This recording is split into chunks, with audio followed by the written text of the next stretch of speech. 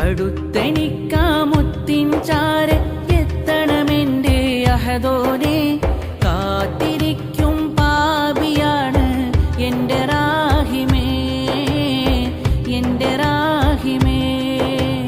അന്നാ നാട്ടിൽ മുത്തിനെ തഴുകും റീഹത് ഞാനും ആയില്ല.